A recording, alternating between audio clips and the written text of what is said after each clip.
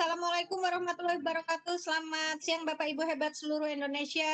Jumpa lagi di kegiatan IG Takalar yang ke-11. Kali ini kita akan membahas tentang bimbingan teknis penyusunan dupak kenaikan pangkat jabatan fungsional oleh Bapak Bambang Setiawan, MPD, dari SMKPP Negeri Bima NTB, yang akan dipandu oleh moderator cantik kita, Bunda Satriani Habi SPD, Kepala TK Negeri Pembina apa nih Bu ya? Nggak kebaca, Supa ya. Baik, untuk mengefisienkan waktu saya persilahkan Bunda untuk memandu acara ini. Silakan Bunda. Ya, terima kasih kepada host Ibu Tira Lestari dari Bogor. Hari ini saya bertindak sebagai moderator. Saya Satriani Habi SPD, Kepala TK Negeri Pembina SUPA Kabupaten Pindrang. Terima kasih atas waktu yang diberikan kepada saya dan pada kesempatan ini. Terima kasih kepada narasumber, host, narahubung, dan Bapak Ketua IGI Kabupaten Takalar. Baiklah, saya akan menyapa semua peserta yang sudah hadir di room ini. Selamat siang Bapak Ibu guru hebat. Halo. Halo. Halo. Terdengar suara? Halo. Halo. Sebentar Pak Idris, masih dibuka dulu sebentar ya. Iya, selamat bergabung Pak. Suaranya enggak aneh nih. Selamat lanjutkan dulu Bu. Suaranya. Kami IGI Kabupaten Takalar semoga dalam keadaan sehat dan selalu dalam lindungan Allah Subhanahu wa taala. Baiklah, sebelum melangkah ke acara selanjutnya, pertama-tama kami akan mempersilahkan kepada Bapak Ketua IGI Kabupaten Takalar untuk memberikan sambutan selama 10-15 menit oleh Bapak Haji Idrus SPDM MPD. Kepada beliau kami persilahkan dengan hormat. Silahkan Pak. Bapak, halo.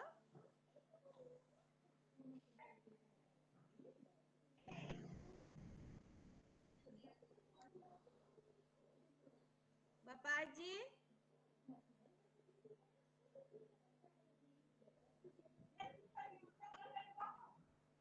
Pak Haji.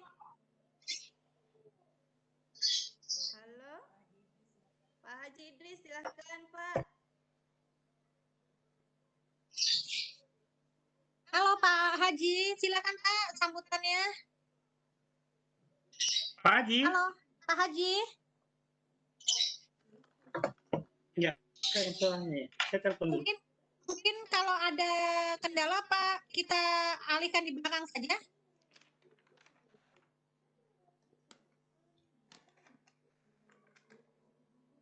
Ya, bagaimana Pak? Pak Haji?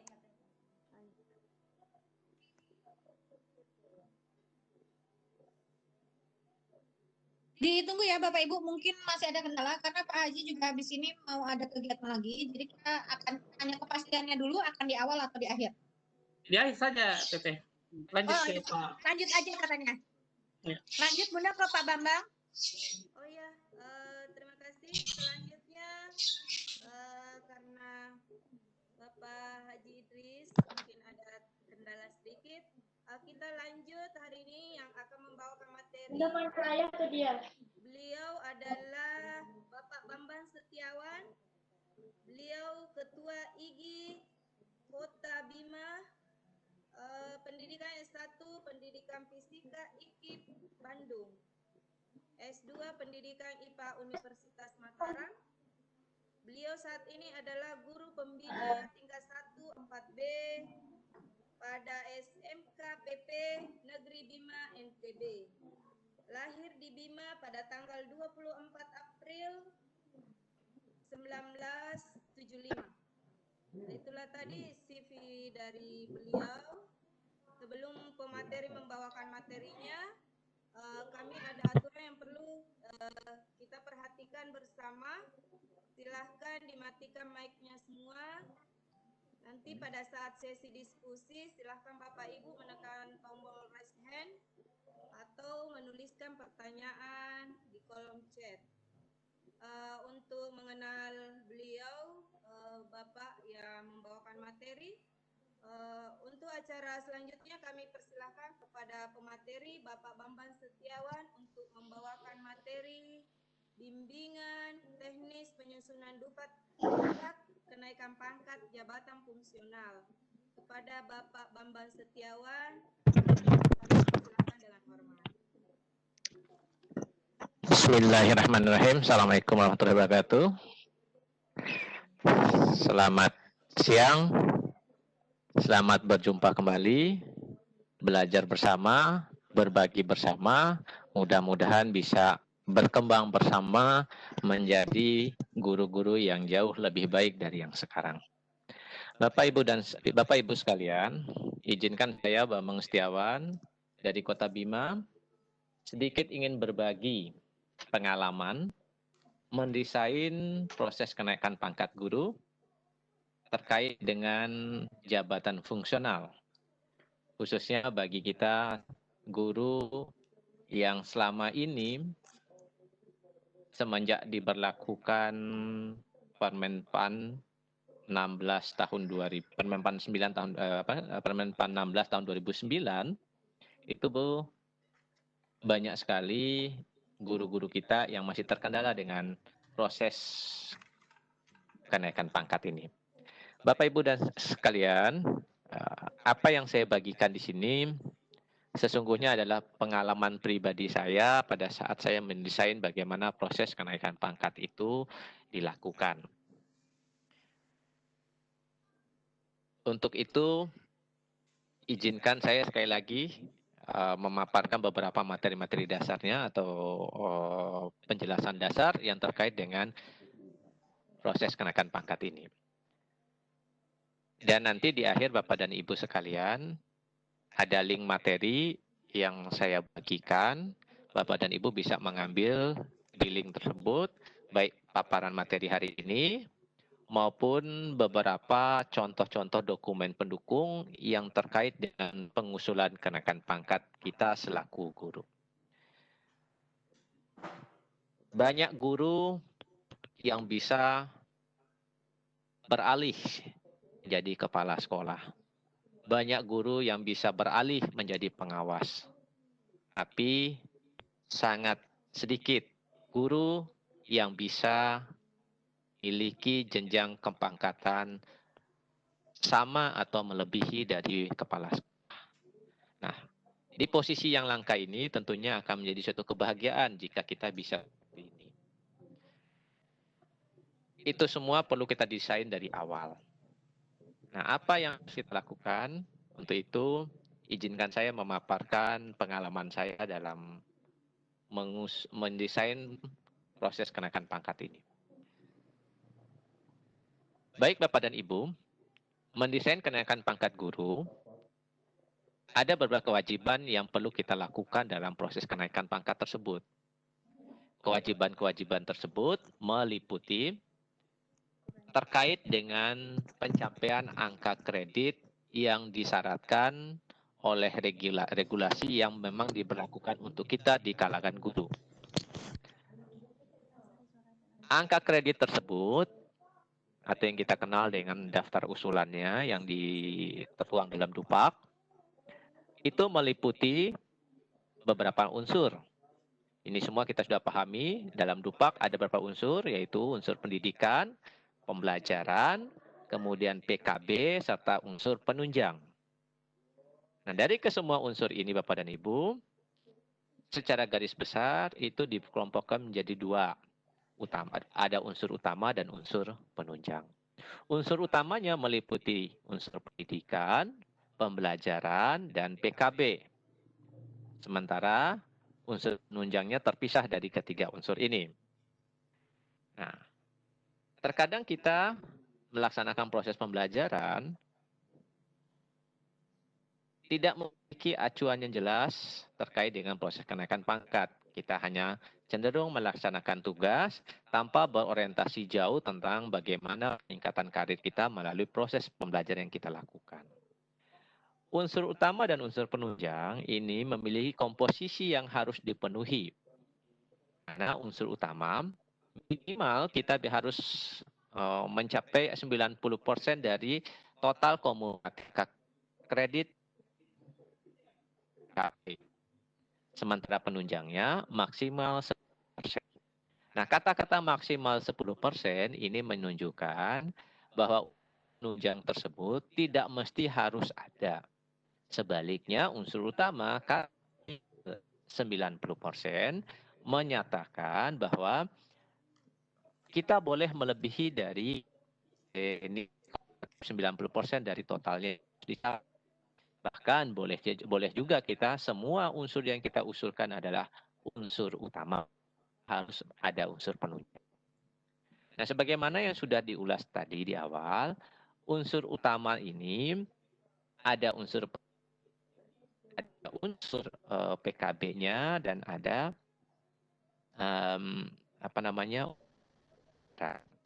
Nah, unsur PKB itu dikelompokkan menjadi dua atau kita kelompokkan menjadi pada dua kelompok, yaitu pengembangan diri dan karya inovasi serta karya inovasi dan karya ilmiahnya.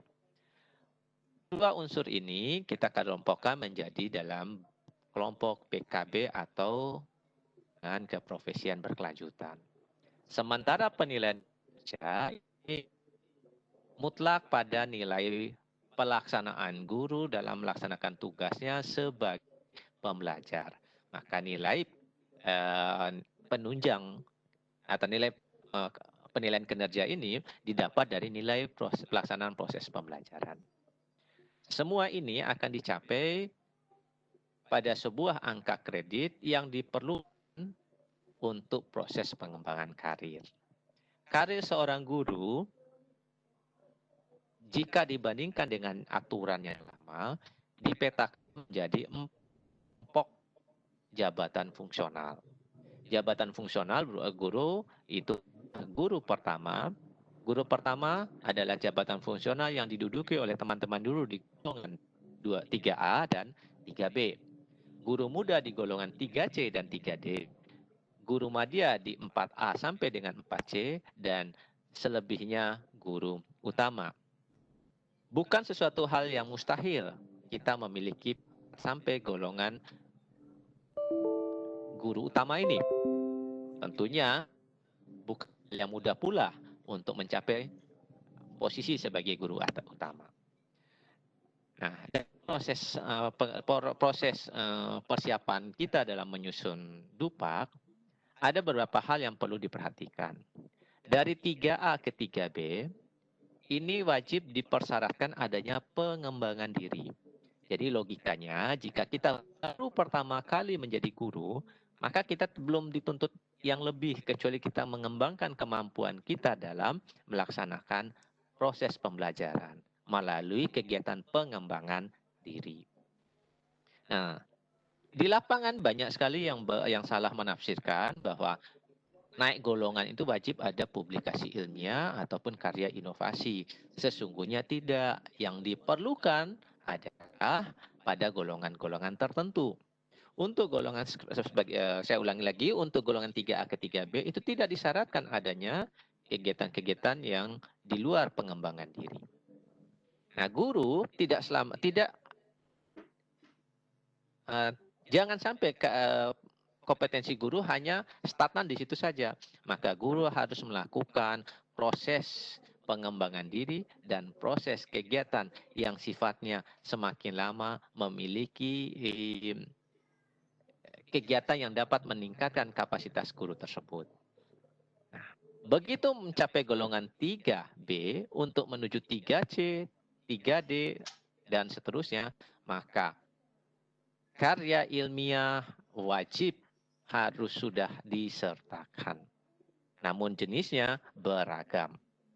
Selanjutnya di 4C ke 4D dan seterusnya, di samping ada pengembangan diri, ada karya ilmiah, karya inovasi, pada golongan ini harus disertakan dengan presentasi ilmiah.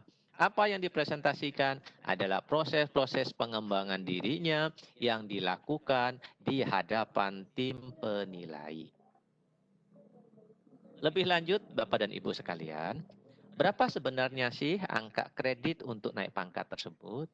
Nah, angka kredit yang diperuntukkan bagi guru dalam proses kenaikan pangkat itu beragam. Kita seperti mana tadi kita sudah ulas bahwa jabatan fungsional guru ada guru pertama, muda, madya, dan guru utama. Nah ini pangkatnya untuk guru pertama itu penata muda 3A, penata muda tingkat 1 3B, dan seterusnya. Nah sekarang kita hendak mengetahui berapa angka kredit yang harus dikumpulkan jika posisi kita dari 3A ke 3B, dari 3B ke 3C, dan seterusnya. Ini dia. Guru 3A itu memiliki angka kredit minimal 100, 3B 150. Artinya dari 3 jika hendak ke 3B, dia butuh angka kredit kumulatifnya sebesar 50. Dari 3B ke 3C butuh 50, jadi dari 50 menjadi 200, demikian selanjutnya. Angka kredit, misal dari 4A menuju 4B butuh 150, itu dari 400 menjadi 550, 150 yang dibutuhkan. Apakah 150 ini hanya pada pengumpulannya pada komponen-komponen tertentu saja? Inilah komposisinya. Nah, komposisinya adalah komposisi wajib untuk setiap proses kenaikan pangkat. Dari komposisi yang ini Bapak dan Ibu, AKPKB ini, AKPKB itu singkatannya angka kredit PKB. Nah, PKB tadi sudah dijelaskan sebelumnya, itu terdiri dari pengembangan diri dan publikasi ilmiah dan karya inovatifnya. Nah, di sini misal dari 3B hendak ke 3C di 3 angka kredit pengembangan diri, 4 angka kredit publikasi ilmiah dan karya inovasi. Nah, ini menjadi syarat wajib. Nah, syarat wajib ini artinya apa? Terkadang kita angka kreditnya sudah, kumulatifnya sudah besar, tetapi terkendala oleh angka kredit PKB. Ini pun menjadi ganjalan untuk proses kelulusan dari kenaikan pangkat tersebut. Sementara untuk angka kredit penunjangnya, tadi sudah diutarakan, maksimal 10% dari angka kredit yang disyaratkan. Seperti ini, misal dari 3D hendak ke 4A, totalnya adalah 100, maka maksimal untuk penunjangnya 10. Nah, inilah yang diperlukan. Selain ini, apalagi yang diperlukan Bapak dan Ibu?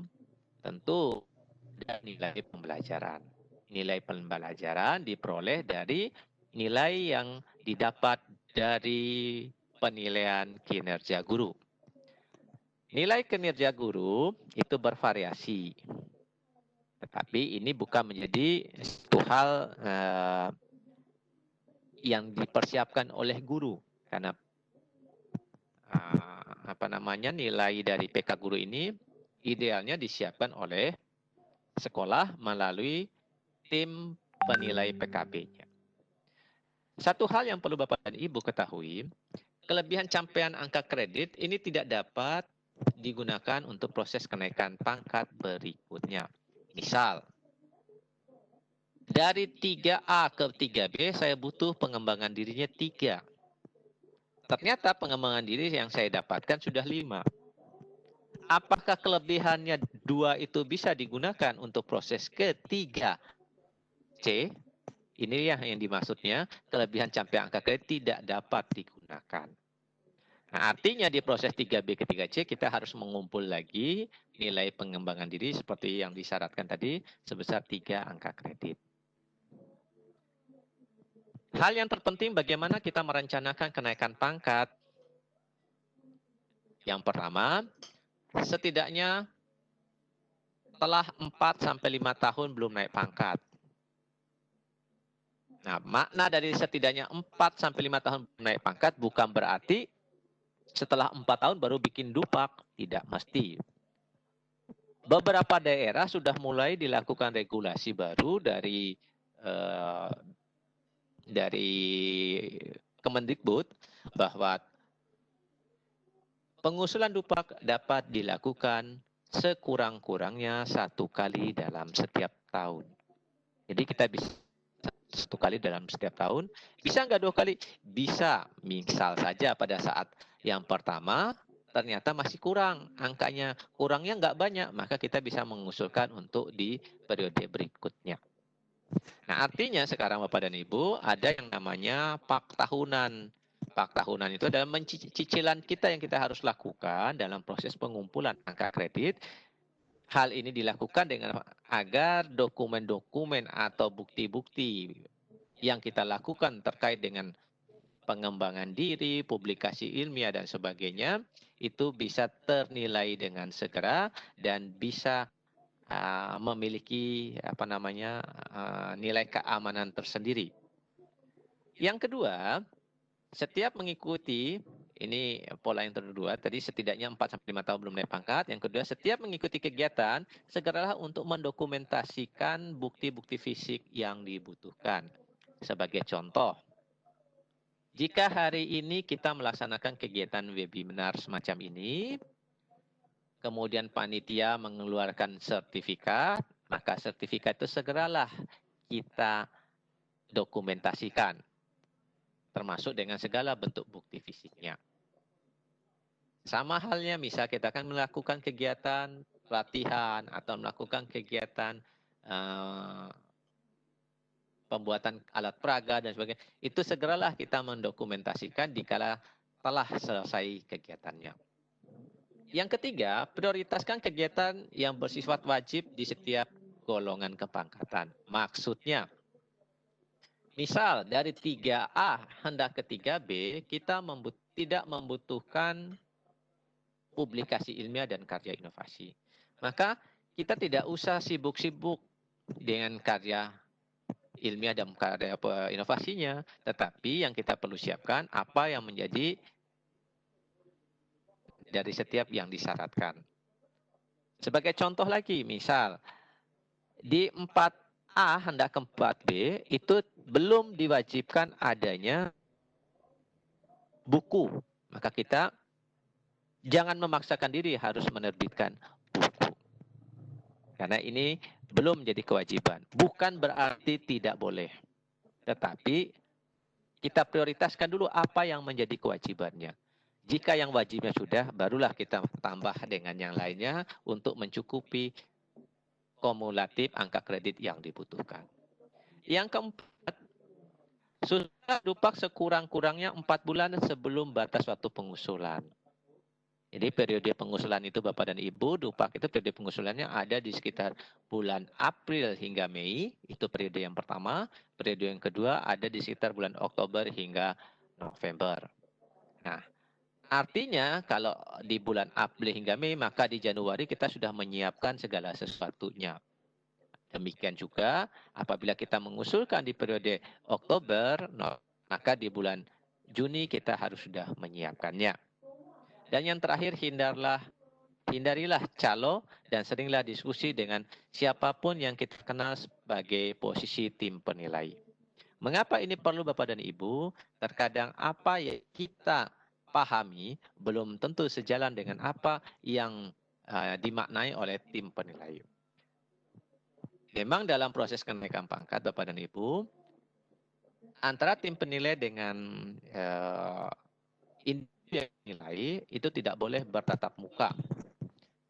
Namun di sini tim penilai tersebut Bapak dan misal ada tim penilai Kabupaten A, kita ada di Kabupaten B, kita bisa diskusi ke Kabupaten A. Nah, mudah-mudahan bisa menjadi akses kita untuk mengetahui apa yang menjadi keharusan kita dalam proses kenaikan pangkat. Apa yang harus disiapkan? Tentu yang harus disiapkan adalah segala bentuk bukti fisik, terutama bukti fisik bentuk kegiatan PKB.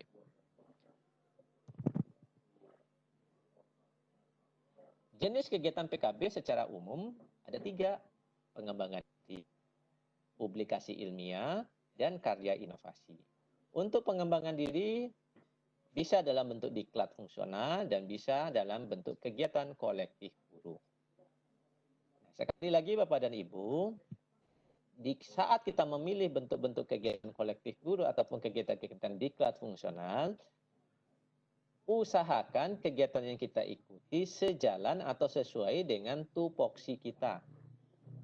Dikala kita berada pada tupoksi misalkan sebagai guru matematik, ya kita tidak usah sibuk dengan pelatihan atau seminar yang berhubungan dengan di luar tupoksi tersebut. Yang selanjutnya ada publikasi ilmiah. Publikasi ilmiah ini secara garis besar ada 3 jenis. Presentasi pada forum ilmiah, publikasi ilmiah ini bisa berupa hasil penelitian, bisa berupa gagasan ilmu di bidang pendidikan, atau dalam bentuk karya-karya yang sifatnya perspektif. Kemudian dalam bentuk publikasi. Publikasi ini bisa dalam bentuk buku pelajaran, buku pengayaan, ataupun buku pedoman guru. Yang selanjutnya karya inovasi secara umum dikelompokkan dalam 4, yaitu yang berkaitan dengan teknologi tepat guna, yang berkaitan dengan penciptaan karya seni, kemudian memodifikasi alat pelajaran, serta mengikuti kegiatan penyusunan standar, pedoman, soal, dan sejenisnya. Nah, untuk karya inovasi Bapak dan Ibu, ini tidak harus. Saya membuat karya seni, tapi saya bukan guru seni. Bolehkah? Jawabannya boleh. Khusus untuk karya inovasi tidak terkait dengan mata pelajaran. Artinya mata pelajaran apapun bebas untuk melakukan kegiatan-kegiatan karya inovasi. Hanya dengan kegiatan yang bersifat publikasi ilmiah. Kecenderungan lebih terkait pada apa yang menjadi tupoksi pada diri kita. Bapak dan Ibu sekalian, marilah kita ikuti beberapa penjelasan sedikit tentang unsur-unsur dalam pengembangan diri. Karena kita tadi sudah diutarakan bahwa pengembangan diri itu ada 2 kriteria, ada diklat fungsional dan ada kegiatan kolektif guru. Nah, ternyata kita tidak bisa mengikuti satu jenis kegiatan saja. Kita wajib mengikuti kedua jenis kegiatan ini, baik diklat fungsional maupun kegiatan kolektif guru. Ada proporsional angka kredit yang harus dicapai. Khusus buat teman-teman di golongan 3A yang hendak ke 3B, maka angka kreditnya untuk pengembangan diri bisa dicapai dengan diklat fungsional, bisa dicapai dengan kegiatan kolektif guru, berapapun proporsionalnya bebas. Artinya semuanya diklat fungsional atau semuanya kegiatan kolektif guru, atau mungkin kombinasi kedua. Berbeda halnya dengan golongan 3B ke 3C. Ada syarat minimal yang harus dicapai, yaitu dari diklat fungsional minimal 2 angka dan dari kegiatan kolektif guru minimal 1 angka kredit. Demikian pula halnya untuk golongan 3C ke 3D, 3D ke 4A, 4A ke 4B, dan seterusnya. Semuanya memiliki pembagian proporsional tersendiri pada angka kredit capaian kegiatan pengembangan diri. Untuk angka kredit pengembangan diri pada golongan 4C ke 4B ke 4C, 4C ke 4D, dan seterusnya. Bapak Ibu sekalian, apa sih yang harus kita siapkan dalam menyiapkan laporan pengembangan diri, atau bagaimana proses pengembangan diri itu bisa dinilai? Tentunya harus disertai dengan bukti fisik. Apa itu bukti fisiknya? Bukti fisiknya berupa laporan kegiatan pengembangan diri. Pada laporan kegiatan pengembangan diri tersebut, kita melampirkan sertifikat hasil pengembangan dirinya dan surat tugas dari atasan yang menugaskan kita. Mengapa ini dilakukan? Apa maksud dari regulasi ini? Apakah ini mempersulit kita semua? Jawabannya tidak. ini justru dilakukan untuk menghargai karya Bapak dan Ibu agar kegiatan yang Bapak Ibu lakukan tidak langsung diplagiat oleh teman-teman atau oleh orang-orang yang tidak bertanggung jawab. Jadi ini sesungguhnya adalah mengamankan karya Bapak dan Ibu. Pada laporan kegiatan pengembangan diri, nanti di akhir materi Bapak dan Ibu ada link yang dibagikan. Di situ adalah kumpulan contoh-contoh termasuk contoh laporan kegiatan pengembangan diri. Itu ada saya lampirkan, nanti Bapak dan Ibu bisa melihat contoh. Yang selanjutnya Bapak dan Ibu, pola diklat atau pola pelatihan jabatan fungsional ini terkait dengan angka kreditnya bagaimana tercantum.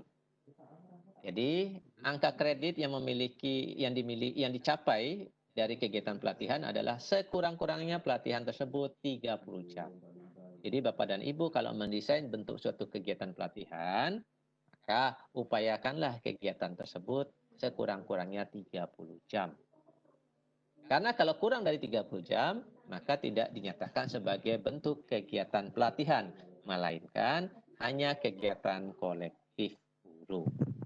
Nah, sementara nilai kegiatan kolektif guru tersebut, Bapak Ibu, nilainya berkisar pada 0,1 hingga 0,2. Sayangkan Bapak dan Ibu kita melaksanakan kegiatan tapi kegiatannya durasinya tidak sampai 30 jam, yang tadi harus mencapai 1 angka kredit malah tercapainya hanya 0,1 atau 0,2 saja. Bagi Bapak dan Ibu yang biasa melaksanakan atau mengadakan kegiatan pelatihan, alangkah baiknya kegiatan pelatihan tersebut waktu pelaksanaannya harus mempertimbangkan berapa jam pola yang dilakukan.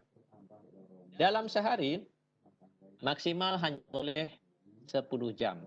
Artinya kalau Bapak dan Ibu melaksanakan kegiatan 30 jam, maka sekurang-kurangnya ada kegiatan. Sekurang-kurangnya lama kegiatannya adalah 3 hari.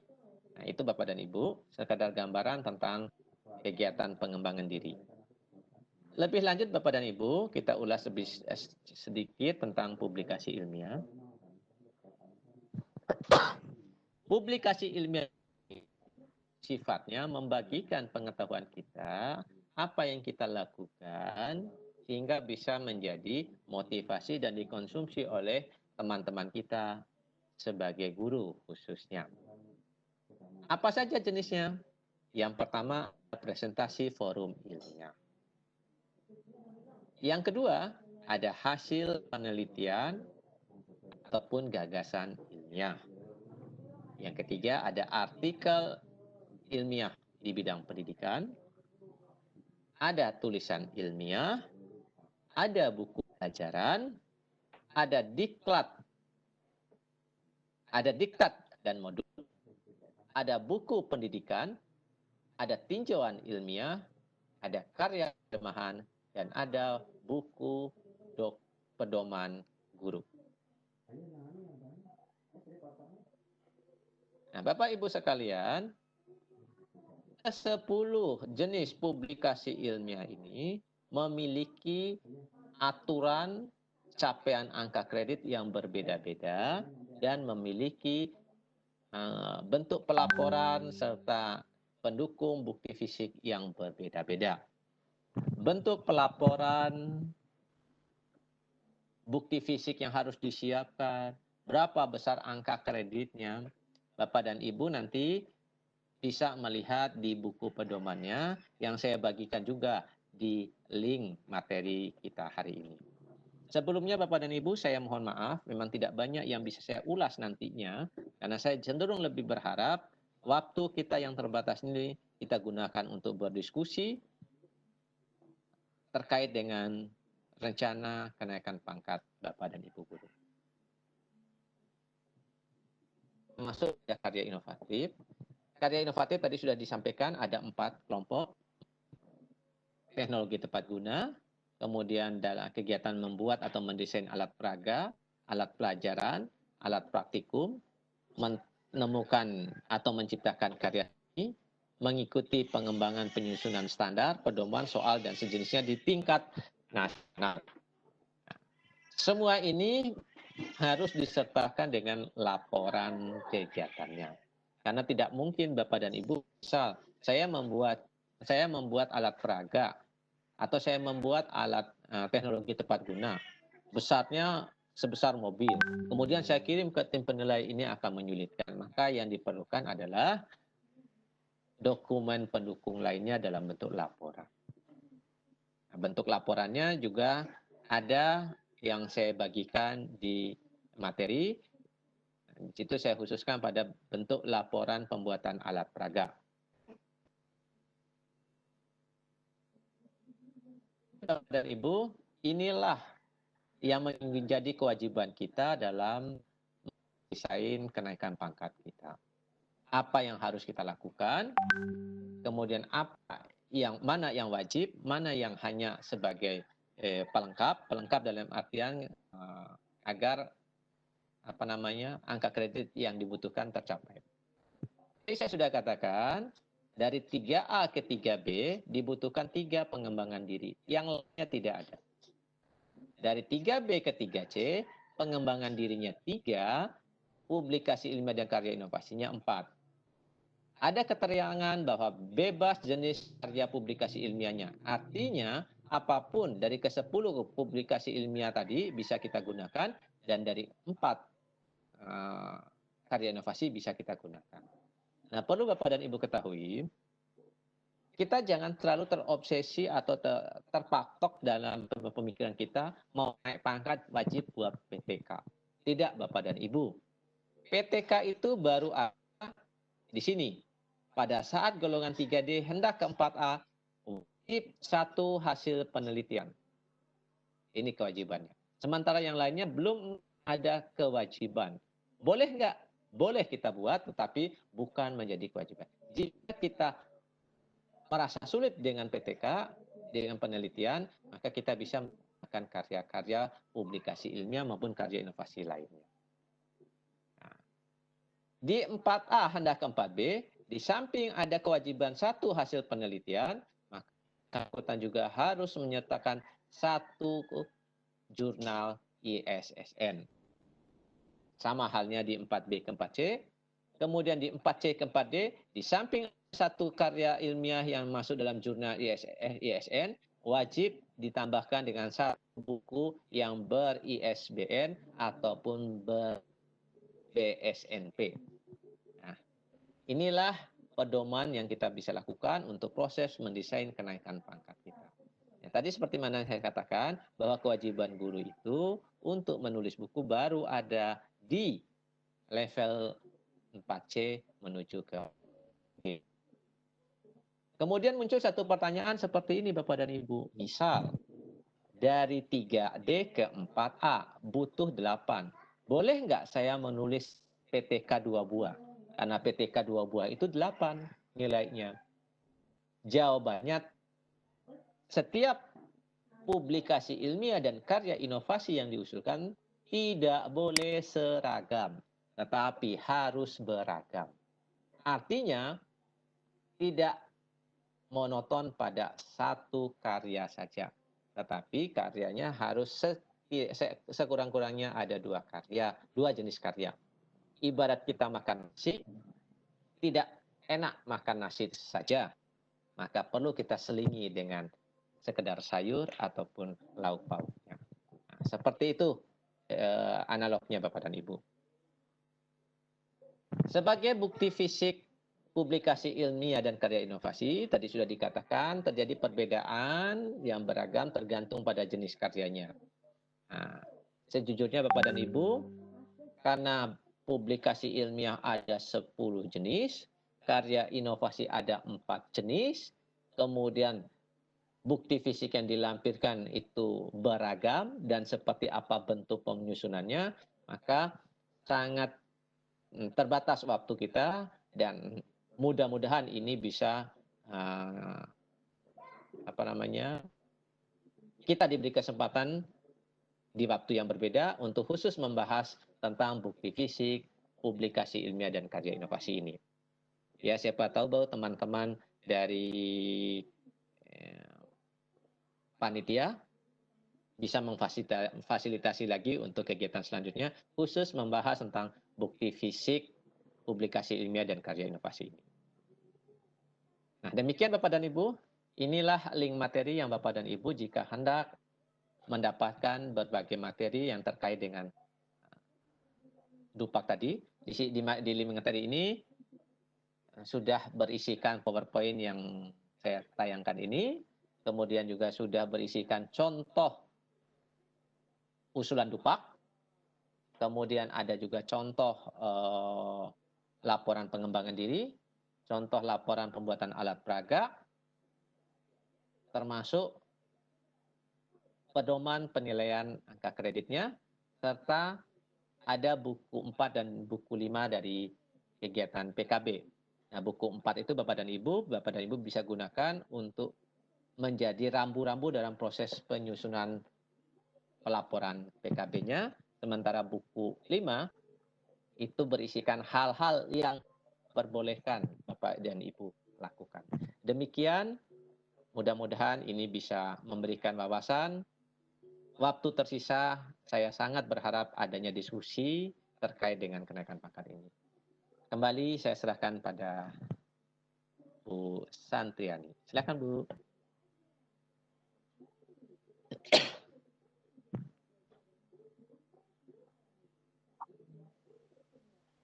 Baik, silakan Bunda. Ya, Sesi tanya jawab. iya. Iya Bunda. Sangat menarik tadi tentang Dupak ASN yang biasanya difasilitasi oleh orang lain, namun pada hari ini kita sudah diberikan materi dari Bapak Bambang Setiawan. Para guru hebat menjadi guru yang mandiri di dalam mengerjakan Dupak. Baiklah, pada kesempatan hari ini, Bapak Ibu guru hebat semua, mungkin ada yang ingin bertanya langsung. Pada Bapak Ibu, silahkan raise hand. Bunda, ini Pak Sukidi pertama ngejapri saya mau bertanya langsung. Silahkan Pak Sukidi. Oh iya, Pak Sukidi. Halo Pak Sukidi. Halo Bapak. Pak Sukidi. Pak Sukidi. Pak Sukidi. Halo. Halo. Pak jangan dimatiin lagi mic-nya. Halo Bapak. Ini Pak Sukidi ini kepala sekolah Pak Bambang dari di mana ya? Pokoknya perbatasan kepala sekolah SMK juga. Halo Pak Sukidi. Bapak. Mungkin lagi terkendala, kita ke yang lain aja, nanti kita ulang lagi ke Pak Sukidinya ya. Halo, siapapun sekarang Bunda Siti Samsia. Halo Bunda. Bunda siapa? Halo. Halo. Halo. Silakan pertanyaannya. Ya, Assalamualaikum warahmatullahi wabarakatuh. Waalaikumsalam. Nama saya Siti Samsia dari SMP Aisyah Sungguh Binasa. Begini Pak,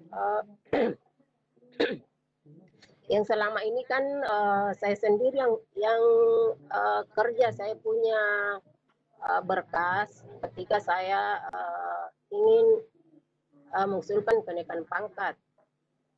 Akan tetapi maaf ya, bukan saya ekspos, tapi yang selama ini kalau misalnya saya mengusulkan kenaikan pangkat, saya sudah 2 kali Pak. Saya mengusulkan kenaikan pangkat itu dari 3C, dari 3B dulu ke 3C, kemudian dari 3C ke 3D. Dulu dari 3B ke 3C itu kita diwajibkan untuk menyetor salah satu karya ilmiah yang antara lain itu adalah ketika ini dari 3B ke 3C. Padahal yang tadi saya dengar itu sebenarnya belum wajib. Kenapa? Karena pada saat itu saya pernah belum memasuk, saya tidak melampirkan dulu EPTK. Kita punya karya, kita punya dupak itu ditolak, harus diwajibkan memasukkan PTK. Jadi pada saat itu saya memasukkan 2 PTK. Selanjutnya katanya simpan saja 1, kita hanya mengambil 2. Simpan saja. Selanjutnya waktu saya mengusul ke 3C ke 3D, kita disuruh wajib memasukkan 2 PTK. Padahal yang saya dengar tadi ini penjelasan dari Bapak bahwa PTK, atau kalau saya tidak salah mendengar, PTK itu bisa wajib pada saat kita ke 4A. Di aturan saya di kabupaten tidak seperti itu, Pak. Apakah ini aturan internal ataukah yang sebenarnya kalau mendengar dari penjelasan Bapak itu kayaknya aturan pusat, padahal di internal kabupaten itu tidak seperti itu. Selanjutnya, berbicara tentang apa lagi tadi, mengenai sertifikat. Kalau saya lihat di rujukannya atau pedoman, di pedoman itu saya lihat paling banyak unsur, kan ada 2 unsur, Pak, unsur utama dengan unsur pendukung. Di unsur pendukung itu saya lihat 0,5 ya, 0,50. Padahal dulu saya waktu di 3B ke 3C, karena saya kan banyak di organisasi dulu, Pak. Waktu saya masih di wilayah dulu itu banyak saya punya sertifikat pendukung. Dan rata-rata itu sertifikat saya ya termasuk sertifikat pendukung, tapi saya lihat di hitungannya itu hanya 0,25. Padahal boleh dibilang sertifikat saya itu puluhan saya kasih masuk. Apakah itu yang lainnya yang banyak saya store itu tidak dihitung atau bagaimana?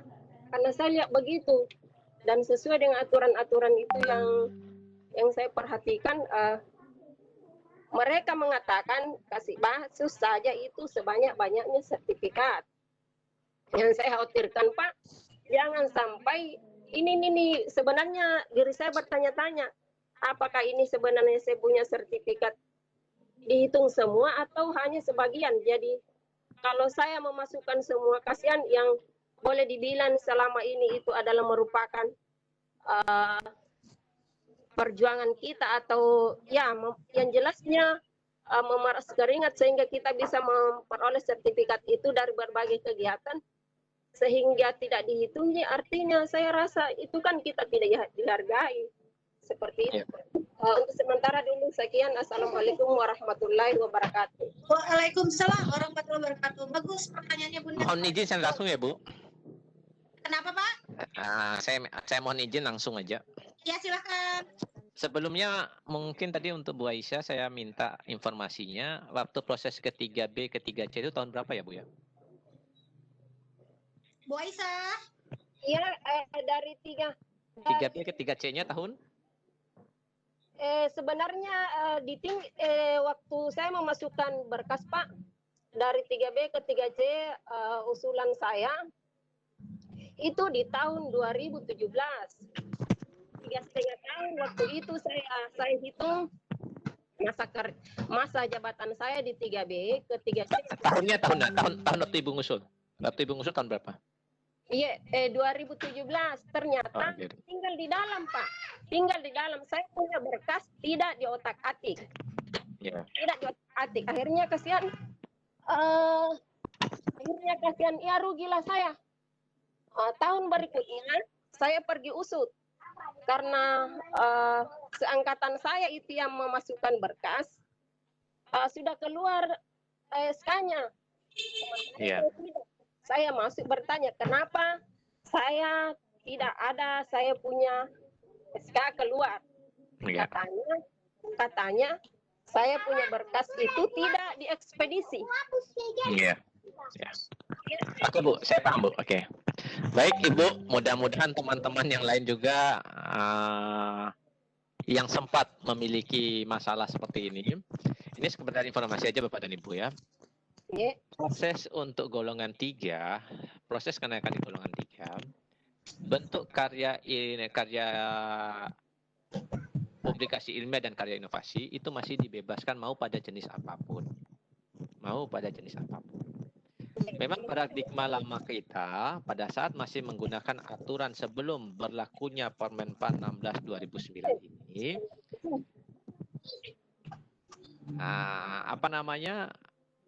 kita masih terdoktrin dengan proses yang lama. Jadi sesungguhnya tim penilai yang telah paham persis, maka biasanya kan begini Bu, pada saat kita mengusulkan bahan itu kan kita tidak berhadapan dengan tim penilai. Iya, betul. Nah, umumnya bahan itu diserahkan di sekretariat. Nah, rata-rata petugas sekretariat ini banyak yang belum paham persis. Saya juga dapatkan temuan di beberapa daerah Bapak dan Ibu.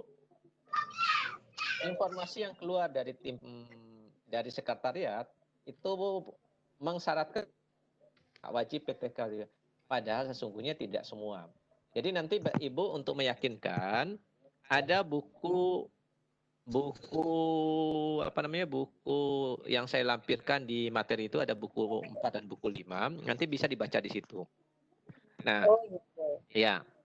Salah satu poin yang tidak diperbolehkan, poin untuk penolakan, kalau di buku 5 itu semua adalah jenis-jenis alasan penolakan jika kita ditolak. Nah, jadi seandainya Ibu ditolak karena tidak melampirkan PTK, nanti kita bisa merujuk dengan buku tersebut. Ada nggak alasan? Nah, ada nggak alasan penolakan karena hanya satu karyanya nggak ada PTK? Tidak ada. Yang ada alasannya justru sebaliknya. Kalau hanya satu jenis karya yang dilampirkan, misalkan PTK semua. Seperti yang tadi Ibu sampaikan di proses pada saat Ibu ke 3C, ke 3D. PTK semua. Nah, ada aturan itu. Nah, walaupun aturan itu sesungguhnya adalah aturan terbaru hasil revisi tahun 2019.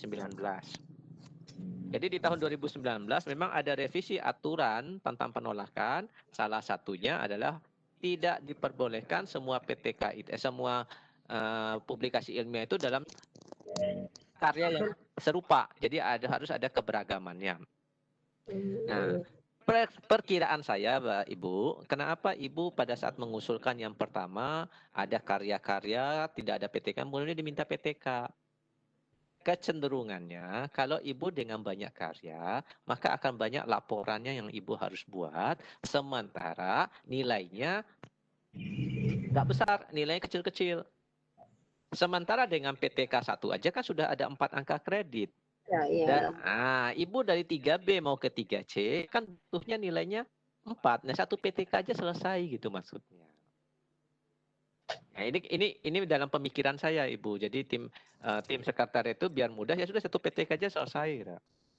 Nah, nanti Ibu juga bisa pelajari di buku 5 itu yang saya lampirkan di materi-materi itu.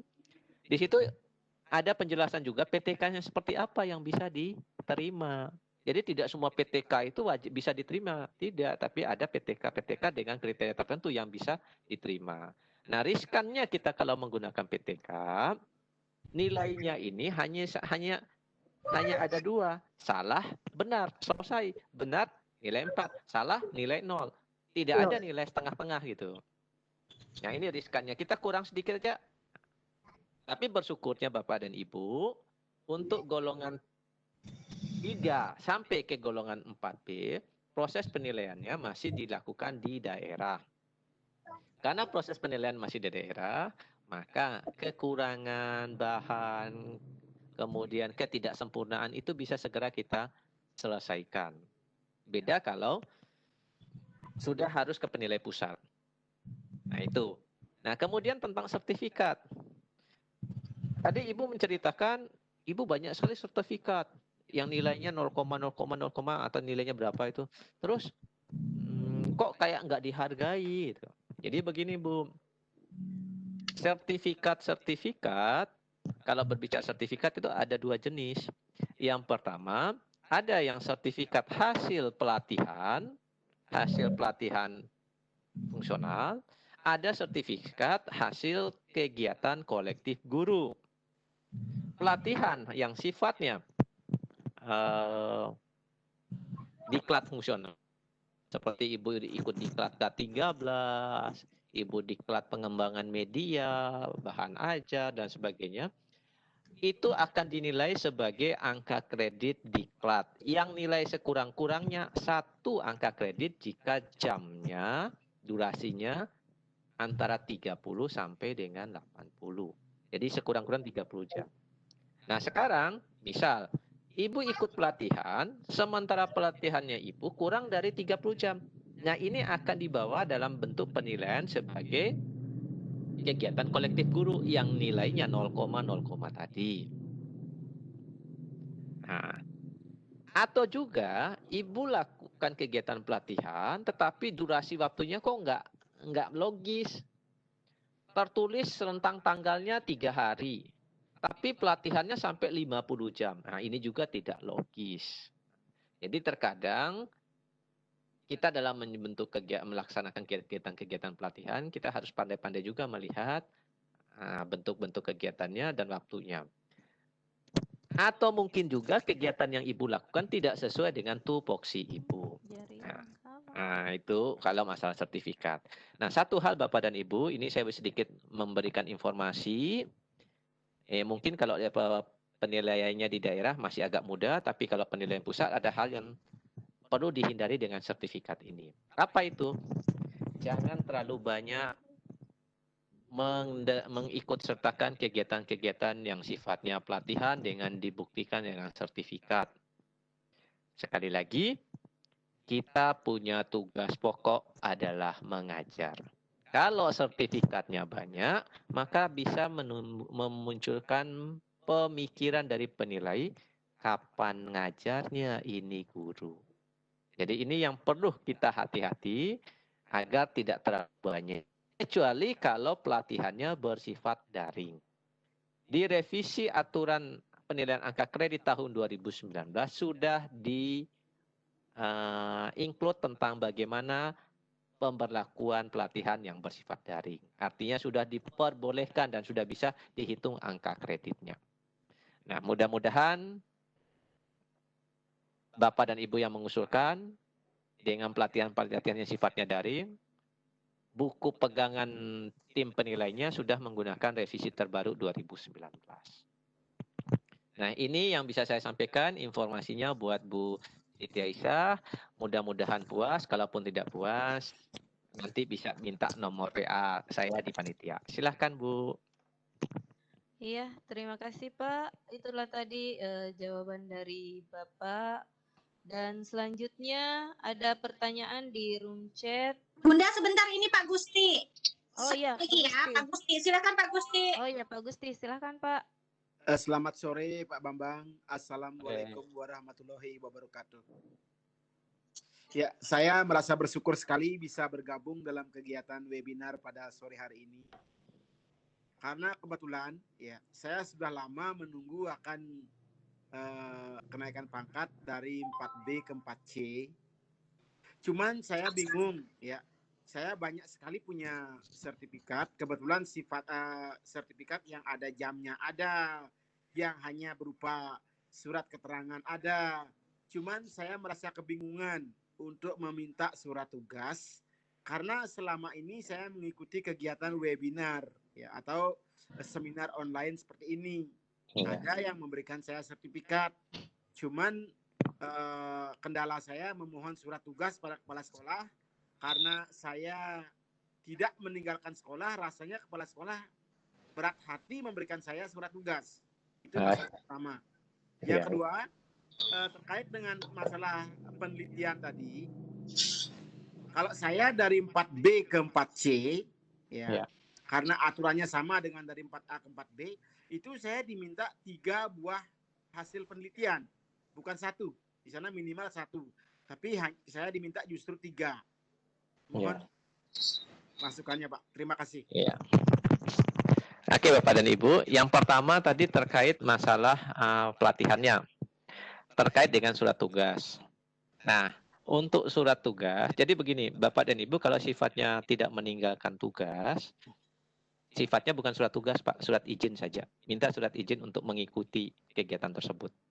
Jadi Bapak bisa melakukan permohonan, membuat surat permohonan secara pribadi ke sekolah untuk minta izin agar bisa mengikuti kegiatan ini. Ya terserah apa kegiatan Bapak ikutnya di sekolah atau di rumah, yang jelas bentuknya sebagai kekuatan administratif aja kalau Bapak memang kegiatan tersebut bukan kegiatan yang tidak sepengetahuan kepala sekolah. Itu yang sebenarnya yang paling utama. Ya, kalau yang kedua tadi terkait dengan Jumlah PTK. Jumlah PTK. Yang dibayarkan 1. Kenapa kecenderungan teman-teman di penilai pusat itu 3? Ini ada 2 kemungkinan ya Pak ya. Yang pertama, menjaga-jaga kalau yang Bapak masukkan 1 tadi punya celah kekurangannya. Artinya ada cadangan untuk menilainya di PTK yang lain. Itu kemungkinan yang pertama. Kemungkinan yang kedua, aturan tentang harus beragamnya karya ini yang tidak boleh PTK semua. Itu kan kalau saya lihat, kalau diminta 3, maka nilai 12 itu terpenuhi dari PTK saja. Nah, aturan beragamnya karya tidak boleh satu ragam, itu memang hasil revisi 2019 kemarin, Pak. Hasil buku 5 yang revisi 2019. Jadi itu mungkin juga hasil revisi ini secara institusi belum sampai ke tim penilai. Nah itu, Pak. Oh iya, terima kasih Pak. Terima kasih banyak. Oke ya. Sudah ya Pak Gusti. Ya, sekarang silakan Bun yang di chat dulu.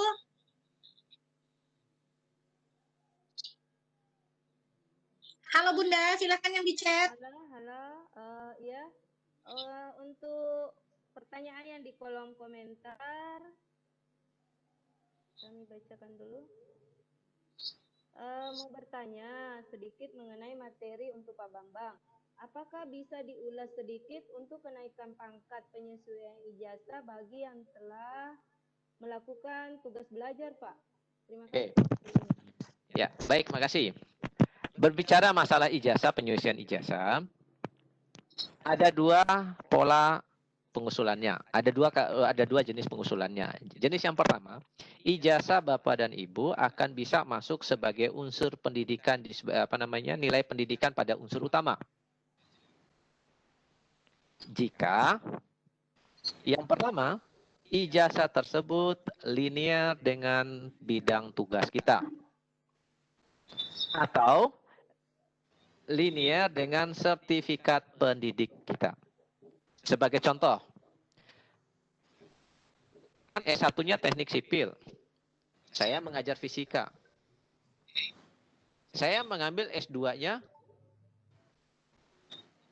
fisika. Karena saya mengajarnya fisika, maka S2 fisikanya nyambung. Tapi kalau saya ngambilnya S2-nya teknik sipil, sementara saya ngajar fisika, ini tidak linear. Nah, yang linear, maka kita bisa masuk pada nilai unsur utama. Selanjutnya, jika tidak linear, bagaimana? Tetap dihitung sebagai unsur penunjang. Nah, itu. Sementara untuk kelengkapan lainnya tetap tugas belajar atau izin belajar tetap dilampirkan. Nah, baik yang unsur penunjang maupun yang unsur utama, jika sudah lolos PAD-nya, maka di SK kepangkatan berikutnya, Bapak dan Ibu, sudah dinyatakan pendidikan terakhirnya sebagai pendidikan terakhir sesuai dengan ijazah terakhir yang Bapak Ibu dinilai di Dupaknya. Nah, itu yang bisa saya sampaikan, Bu. Mudah-mudahan ada kejelasan. Iya, itu tadi jawaban dari Bapak. Dan selanjutnya masih ada Pak di kolom komentar. Apakah sertifikat diklat ada masa kadaluarsanya? Baik, semua bentuk pengembangan diri hanya bisa dinilai selama-lamanya 5 tahun dari proses kegiatannya. Jadi lebih dari 5 tahun itu tidak bisa dilakukan proses penilaiannya. Nah, bagaimana supaya ini aman? Maka kita tidak mesti harus menunggu nilai kita sempurna untuk naik pangkat. Tahun ini kita usul walaupun nilainya kurang nggak apa-apa. Yang penting bisa mengamankan nilai dan karya-karya yang kita miliki. Itu yang dari saya, Bu.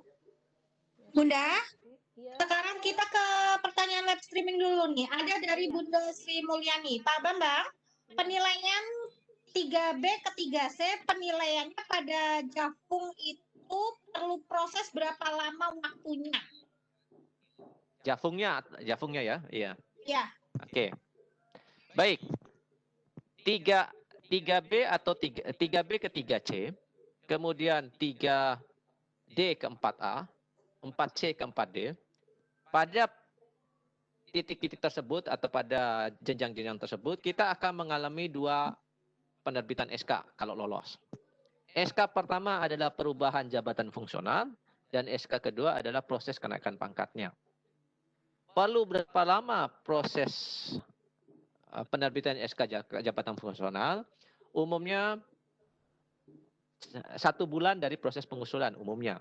Namun, kembali lagi, ini tergantung sungguh pada daerahnya masing-masing. Karena banyak hal bisa menjadi kendala. Contoh, pejabat yang nanda tangannya sedang tidak di tempat. Nah, ini aja bisa tertunda.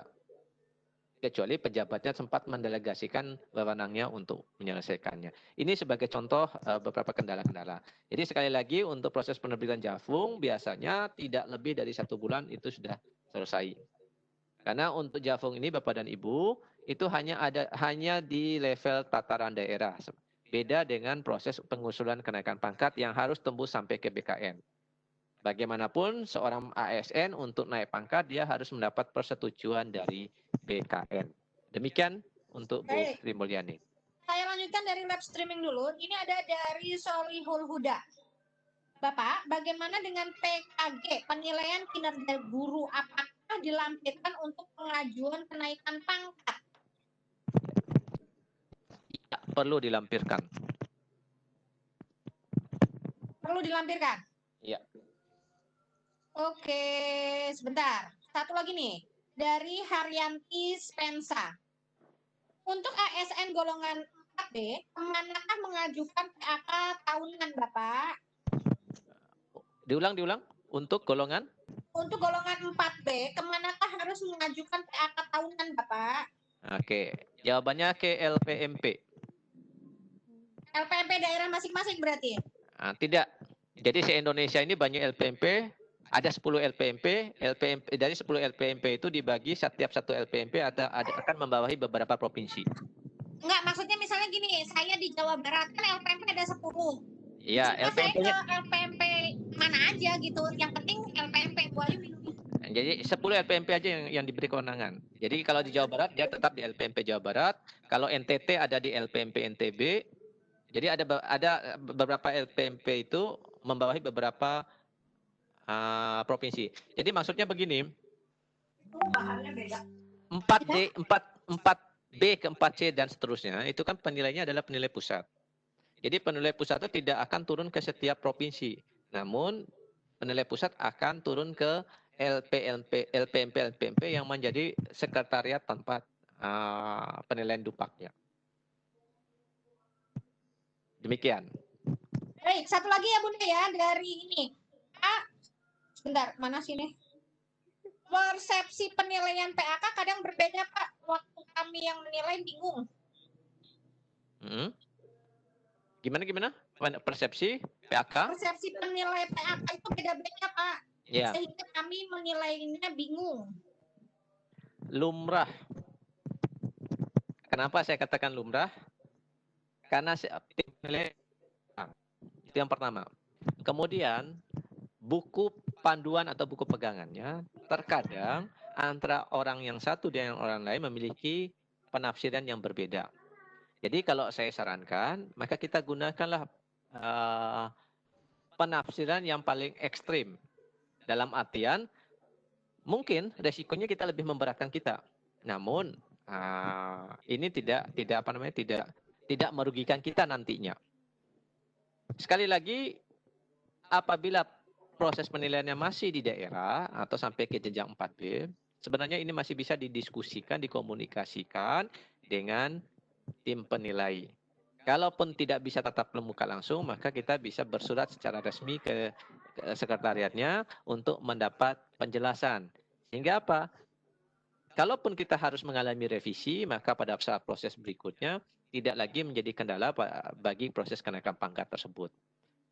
Demikian. Silakan Bunda dari ruang chat dulu.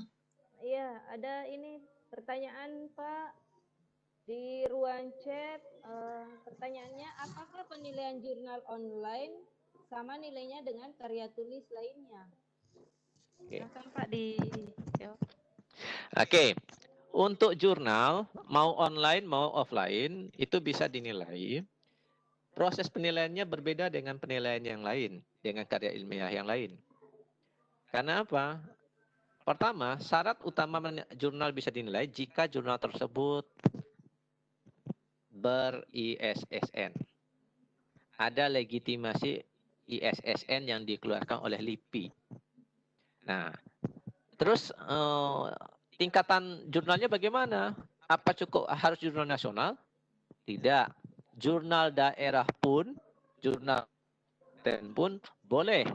Jurnal provinsi pun boleh. Jurnal nasional pun boleh. Tentunya nilai capaian angka kreditnya berbeda antara jurnal kabupaten kota, jurnal provinsi, dan jurnal nasional. Lantas, apa yang membedakan ketiga kelompok jurnal ini? Baik kabupaten kota, provinsi maupun nasional atau pusat, dibedakan bukan dari legitimasi jurnalnya, tetapi dibedakan dari karya yang ditulis oleh dalam jurnal tersebut. Misal, untuk jurnal provinsi, sekurang-kurangnya ada 3 kabupaten yang bersumber dari 3 kabupaten yang menulis atau sebagai individu yang mengisi jurnal tersebut. Untuk jurnal nasional, sekurang-kurangnya diisi oleh karya-karya dari 3 provinsi. Jadi kalau hanya ada 1 provinsi, nggak bisa kita ngakunya jurnal nasional walaupun dia diterbitnya di Jakarta. Yang isinya orang Papua semua tetap dinyatakan sebagai jurnal provinsi. Nah, demikian. Iya, terima kasih Pak. Sambil mendengarkan tadi dari Bapak, jawaban dari Bapak, silahkan mengisi link presensi yang ada di kolom chat. Dan masih ada 1 Pak pertanyaan. Masih bisa ya? Silakan. Ini ada, saya seharusnya tahun 2018 naik pangkat dengan usul bulan Oktober 2017 karena hamil. September 2017 saya sakit tumor 1 tahun sehingga saya tak mengurusi lagi naik pangkat. Kalau naik pangkat April 2021 berapa tahun perhitungan saya? Saya punya PTK 2015, cuma tanggal pengesahan pembimbing yang apa ini? Pembimbing yang belum tanda tangan, jadi tidak bisa digunakan. Hitungan tahunnya saya mau tahu, Pak. Oke. Semua karya yang bisa diusulkan dalam proses kenaikan pangkat adalah karya dari 5 tahun terakhir.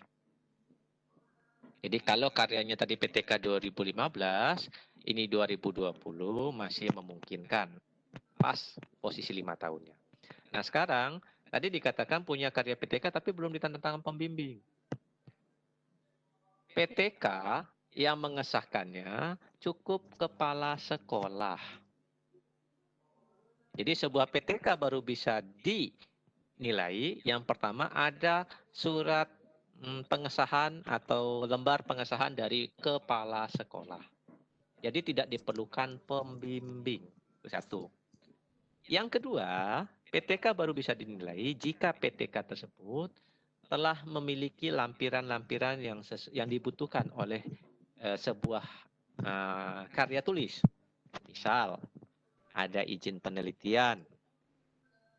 Karena PTK sifatnya kegiatan aksi di kelas, berarti ada RPP-nya. Ada dokumen penunjang lainnya, seperti lembar pengamatan, kemudian lembar tanggapan siswa dan sebagainya. Termasuk disertakan dengan dokumen-dokumen seperti foto kegiatan pada saat PTK dilakukan. Syarat lain lagi dari PTK baru bisa dinilai jika PTK tersebut telah diseminarkan. Jadi untuk jelasnya ada di kumpulan materi yang link sudah saya bagikan, itu ada di buku 5. Oke, Bu. Ya, terima kasih Pak atas jawabannya. Masih ada di yang raise hand ini Bahtiar SDM 03.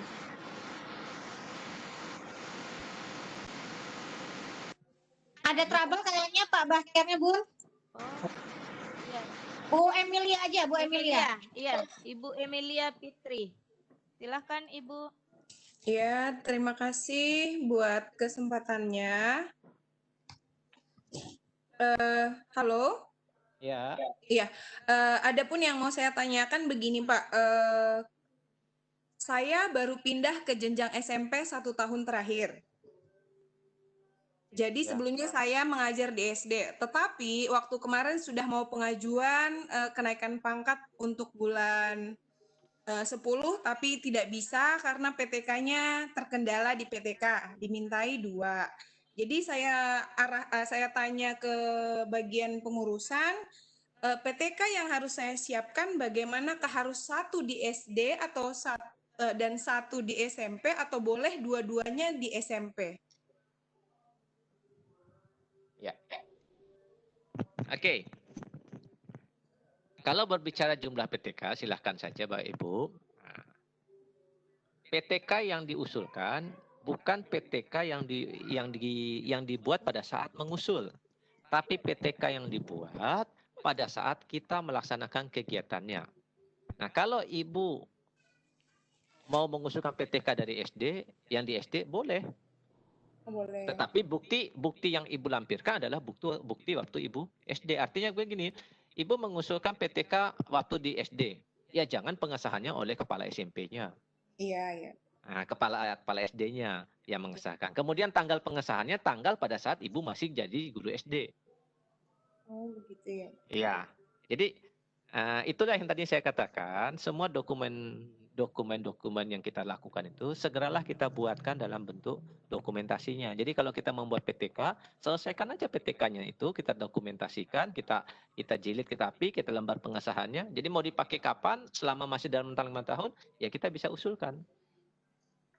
Nah, terkadang kita memang sering cerobohnya pada saat kita pindah, kita nggak punya arsip kegiatan-kegiatan kita pada saat kita masih di sekolah lama. Nah, ini yang saya maksud.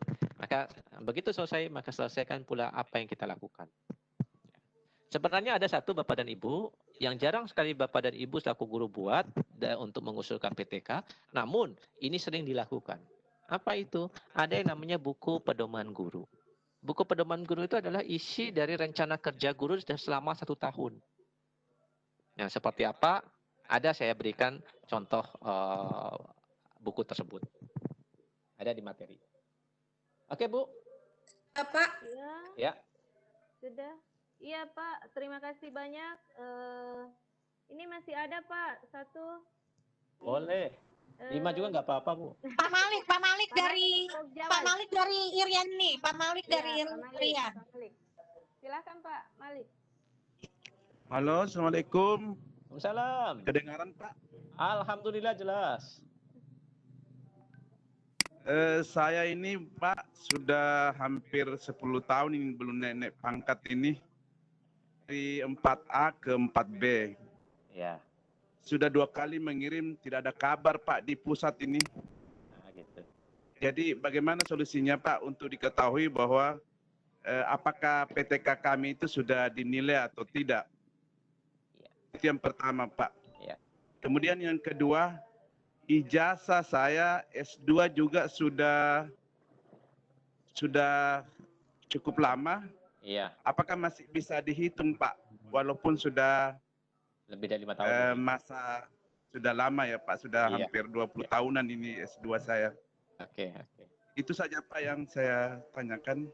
Iya, sip. Yang pertama saya Terima jawab kasih. dulu masalah ijazah. Ijazah yang bisa dinilai adalah ijazah yang belum dinilai angka kreditnya. Jadi kapanpun adanya ijazah tersebut tidak masalah. Asal ijazah tersebut diperoleh setelah Bapak memiliki NIP dan belum dinilai angka kredit. Maka Bapak masih bisa mengusulkan untuk ijazahnya. Itu yang pertama. Yang kedua Ya, mungkin alhamdulillah. Pak, terakhir Bapak ngirim Dupak itu tahun berapa ya Pak ya? 2015 Pak.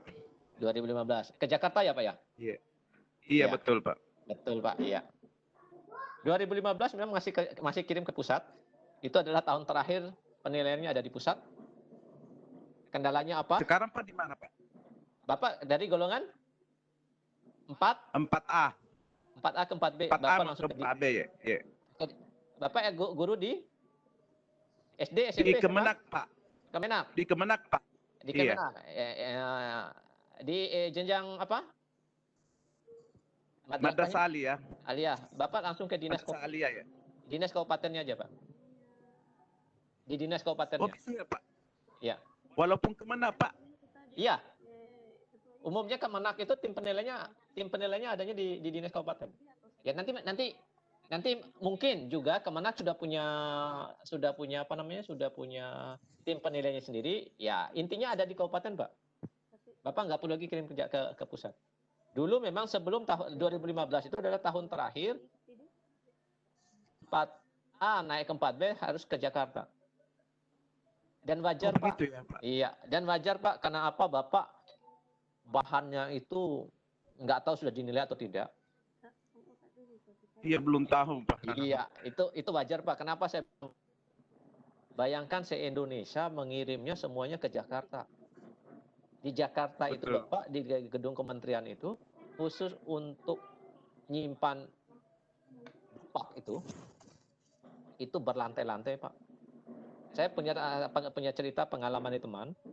Dia hendak pergi mencari kembali berkasnya, sibuk bongkar gudang satu demi satu. Di mana posisinya? Nah, biasanya yang tidak tercover ya udah. Wah, ibarat orang ambil baju ya Pak. Iya. Bapak kalau pakai baju kan kecenderungan ambil di lemari yang atas lagi. Yang datangnya lebih awal tenggelam lagi, akhirnya nggak keambil-ambil. Ya seperti itulah lebih kurangnya Pak. Makanya sekarang untuk 4B itu ada di posisi daerah.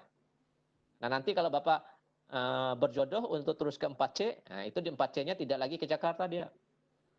Cukup di provinsi, di LPMP-nya.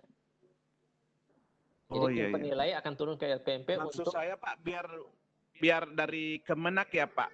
Iya, iya. Umumnya Kemenak itu belum punya tim penilai sendiri Pak. Kalau di daerah kami yang Kemenak itu tetap dia ke Dinas Dikbud.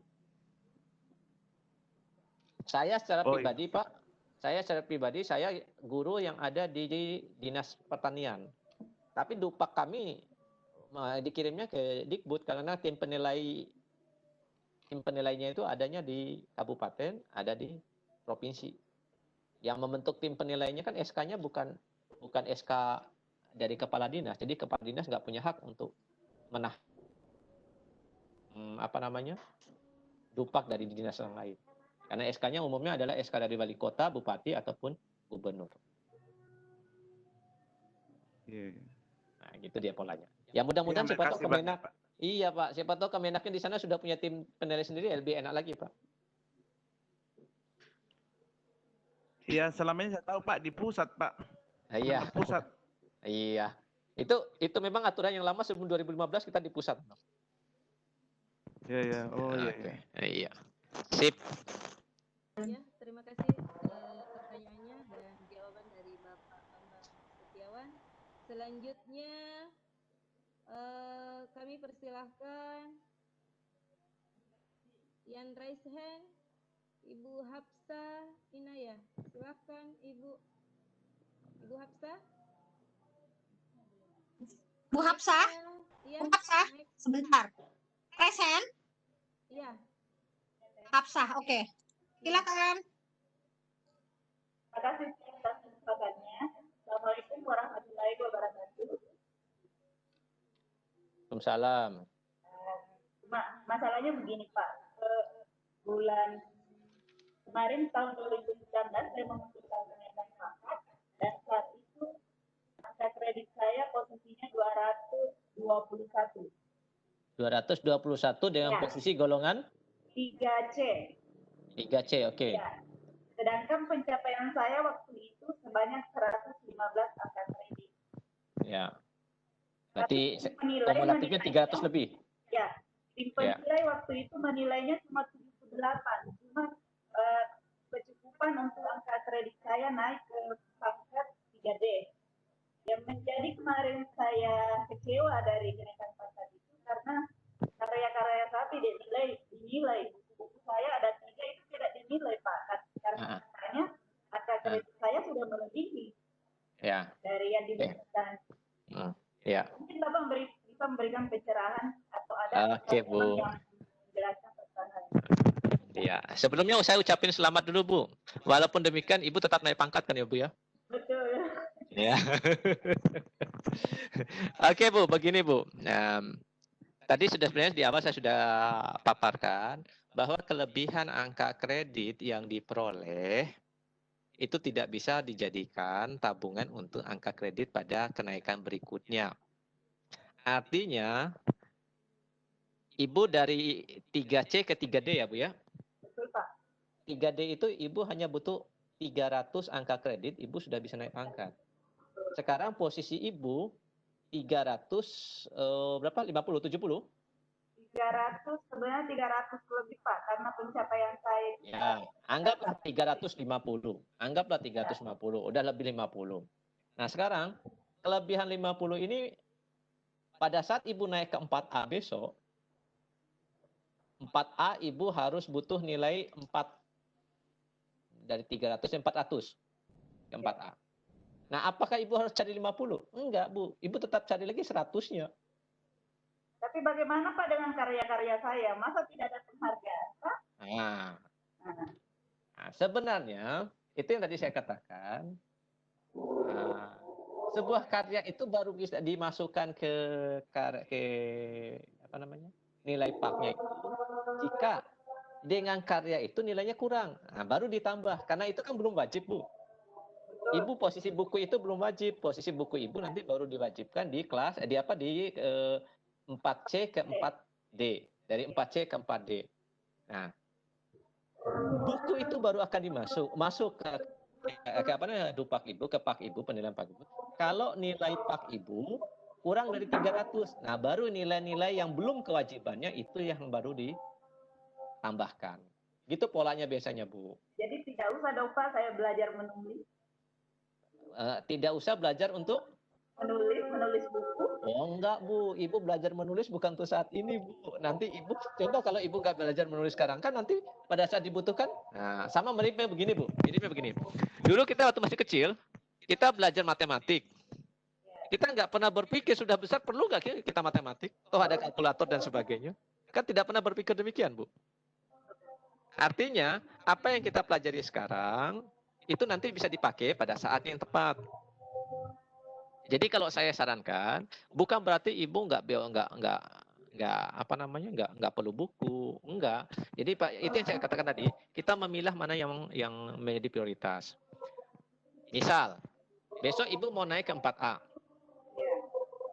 Ibu membutuhkan dari 3D ke 4A, itu ibu membutuhkan 8 angka kredit.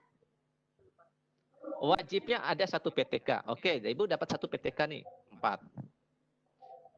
Terus, ibu punya buku. Ya sudah, nggak usah bikin yang lain. Buku itu aja yang PTK, selesai. sehingga ibu bisa terkonsentrasi dengan tugas ibu sebagai guru. Nah, itu dia. Itu maksudnya, Bu. Jadi sebenarnya polanya itu bukan berarti tidak boleh, silahkan saja. Tapi sesuatu yang wajib itu kita prioritaskan. Kemudian jika yang wajibnya belum mencukupi angka kredit, baru kita cukupi dengan angka-angka yang menjadi yang bukan skala prioritasnya. Nah, demikian mungkin, Bu, ya. Tapi begini Pak, tapi di daerah lain juga ada Pak yang dinilai kelebihannya. Itu tafsiran si penilai. Nah, namun baik yang dinilai ataupun tidak, toh sama-sama tidak ada yang dirugikan. Di mana tidak ada proses naik pangkatnya sama-sama dapat. Jadi gini, yang dapat nilai 401 dengan 490, kalau ke 4A sudah mencukupi, kan sama saja naik, Bu. Itu maksudnya. Yang saya ini penghargaan yang belajar kurang. Nah, jadi begini aja, itu aja pengalaman Ibu kalau mau untuk kedepannya supaya karya itu bisa. Jadi Ibu pilah-pilah, jangan terlalu menumpuk pada satu jenis karya. Jadi kalau tadi Ibu, misalkan nanti mau naik ke 4A, Ibu sudah punya buku nih. Sudah punya buku. Nah, buku yang Ibu terbitkan kemarin aja, itu nanti bisa diusulkan kembali ulang pada saat Ibu udah bikin buku kan sekarang? Sudah Pak, tapi itu udah. Tahunnya Pak sudah lewat. Enggak. Nanti pakai edisi revisi. Gini tekniknya, Bu. Ibu pakai edisi revisi. Oh iya. Nah, jadi Ibu ini sudah punya karya buku, tapi waktu Ibu ngusulkan ini belum dinilai kan? Iya. Justru kalau saya bilang, Ibu diuntungkan daripada yang sudah dinilai. Misal, Ibu ada 2 orang guru, Ibu posisi 3D, ada yang satu lagi 3D. Yang satu 3D-nya bukunya udah nilai. Yang Ibu belum dinilai. Nanti Ibu bisa pakai untuk berikutnya. Tapi kan tahun terbitannya sudah berjalan, pakai edisi revisi. Karena di edisi revisi nanti yang muncul adalah tahun terbitan terbarunya. Tapi ISBN-nya harus dihitung kembali ya Pak kalau Ya. Nanti kan bisa dicetak ulang dengan edisi revisinya. Terima kasih Pak. Oke. Nggak akan rugi, Bu, ya, mudah-mudahan. Ada peluang untuk lanjut ke bawah. Jangan jelas. Pak, motivasinya. Iya, jangan berhenti di sini, Bu. Semangat cepat terus Pak. Nah, iya, saya hanya berdoa mudah-mudahan Ibu bisa sampai ke 4B, 4C, 4D. Nah, jarang, Bu. Amin. Kan yang bangga juga orang yang ada di sekitar Ibu. Ntar. Siswanya bangga, oh yang ngajar saya golongannya tinggi loh. Makasih ya Pak. Sama-sama. Ya, itu tadi pertanyaan dari Ibu Hafsa dan dijawab oleh Bapak Bambang Setiawan. Selanjutnya di antara saya masih ada Dewi Insani. Silahkan. Dewi Insani sebentar. Oke. Silakan. Silakan Bu Dewi. Saya enggak tanya, Bu. Oh, nggak tanya kenapa? Press hand soalnya. Diturunkan ya, Bu? Ya. Diturunkan. Kalau begitu kami melangkah ke pertanyaan selanjutnya di room komentar.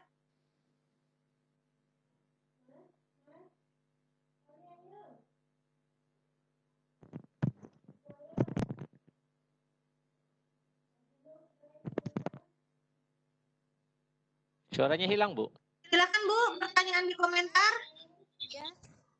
Untuk kenaikan pangkat dari 3A ke 3B untuk pengembangan diri, apakah sertifikat pendidik PPG dalam jabatan termasuk dan terhitung angka kreditnya, Pak?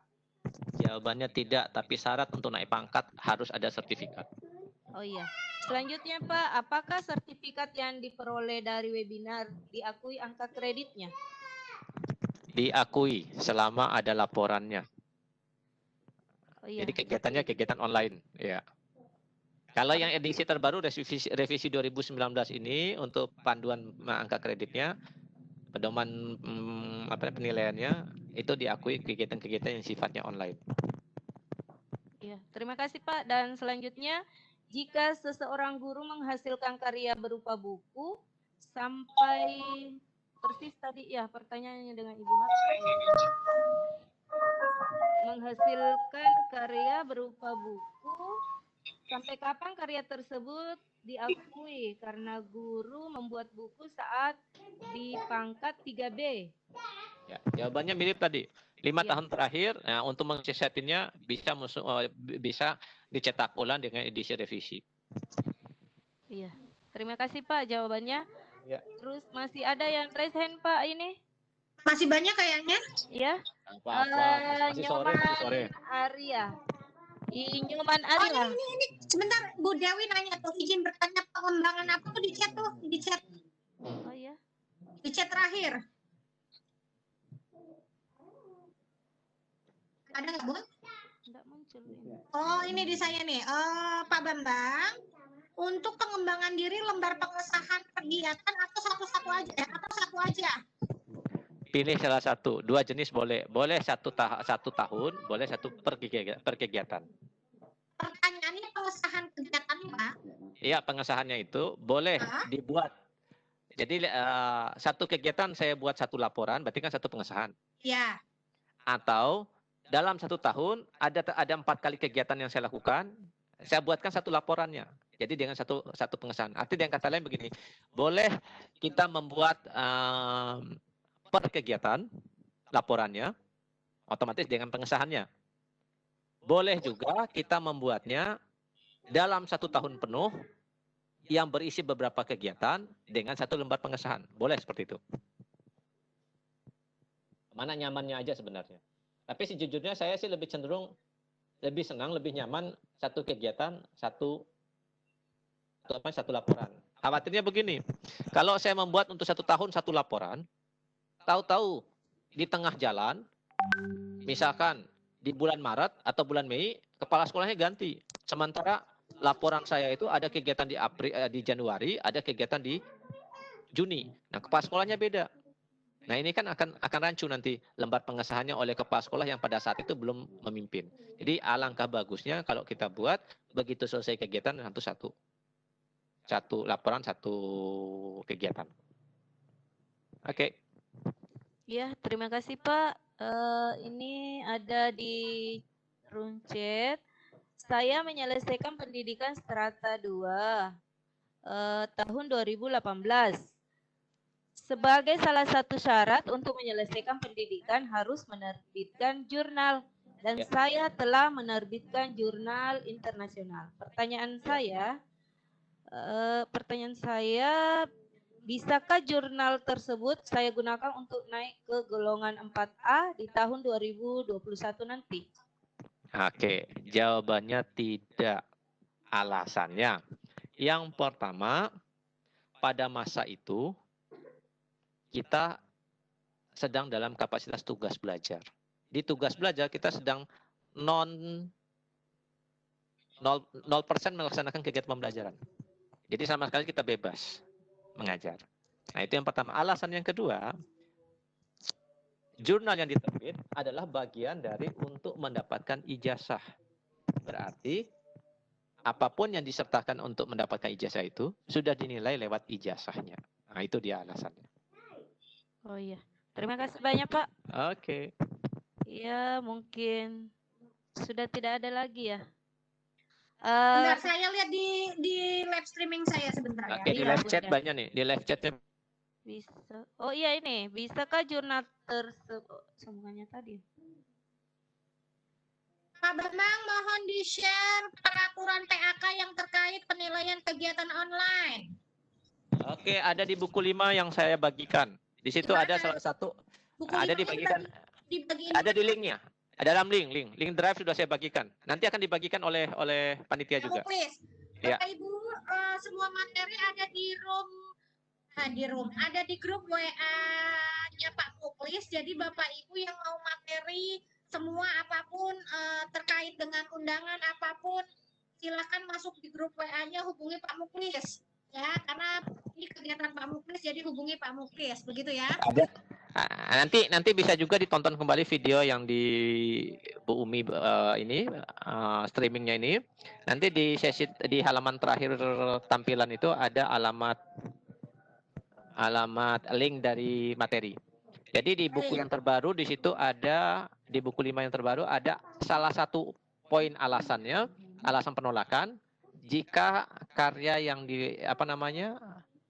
bukan alasan penolakan. Di situ ada dijelaskan untuk pengembangan diri dalam bentuk online. Oke, Dalam bentuk baik. kegiatan online daring. Ini ada Oke. pertanyaan. Pak, apakah sertifikat cakup bisa dinilai angka kreditnya? Iya. Bisa. Bisa. Sangat bisa. Lumayan besar loh.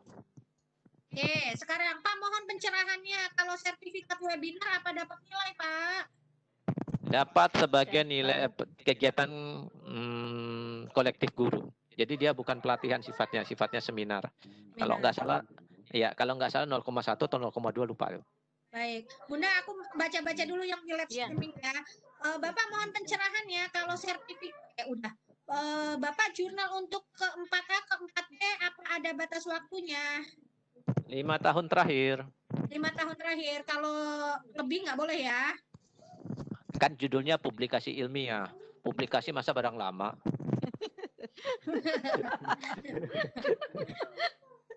Bapak, apakah sertifikat pendidik wajib untuk syarat PAK? Sertifikat pendidik bukan untuk PAK tapi untuk kenaikan pangkat. Jadi BKN yang punya syarat itu. Sekarang guru adalah jabatan profesional. Maka karena guru sebagai profesi harus ditandai dengan sertifikat pendidik, nah itulah harus dilampirkan. Oke, Bapak, golongan 3A ke 3B, berapa angka kredit yang diperlukan? Tambahan 3A ke 4B cukup 50.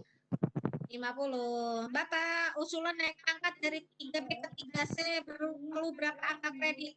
200 langsung nambah 50 aja. Tambah 50 lagi. Jalan. Nah, sebentar. Oke, apa lagi? Oke.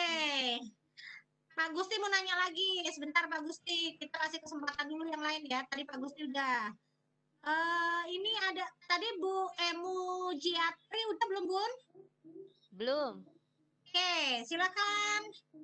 Nanti Pak Gusti ya, kalau habis ini enggak baru ke Pak Gusti lagi ya. Oh tadi Pak Sukidi masih ada nggak ya Pak Sukidi?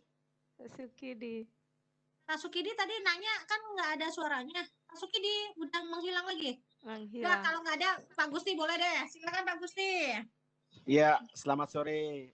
Sore Pak. Assalamualaikum warahmatullahi Iya, silakan Pak. Perkenalkan, saya Gusti Putu Semadi Putra dari SMP Negeri 1 Amlapura, Bali. Nah, kembali saya ingin bertanya, Mas Bambang. Oke, Pak. Dengan masalah PTK saya yang dari 4B sekarang akan ke 4C.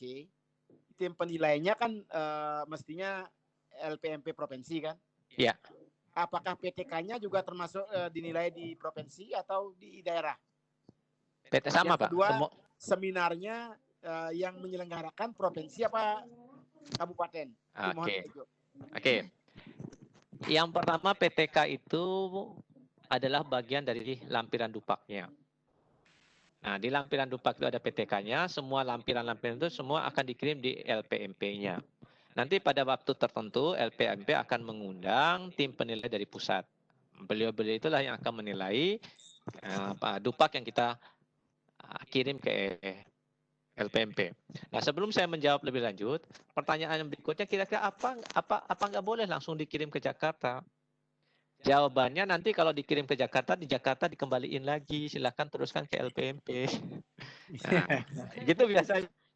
Juga alamatnya bukan ke LPMP. Alamatnya nanti lewat PO Box. Iya. Dia nggak mau ketemu dengan, apalagi kalau di bawah antar tangan, dikasih alamat ini, masukkan ke pos ini alamatnya. Nah, itu biasanya. Nah, selanjutnya siapa yang berhak untuk menyelenggarakan seminar? Sebenarnya yang paling simpel, seminar itu cukup dilaksanakan oleh sekolah. Jadi penyelenggaranya sekolah, nanti yang mengeluarkan surat keterangannya adalah kepala sekolah. Kalau benar dilakukan, bagus. Kalau tidak benar, tak dosa ditanggung kepala sekolah. Kan enak itu, Pak. Nah, itu. Atau Bapak bisa melaksanakan kegiatannya di forum MGMP. Kalau forum MGMP yang melaksanakan, surat keterangannya dari ketua MGMP. Tapi jangan Bapak jadi ketua MGMP-nya, masa tangan-tangan diri sendiri.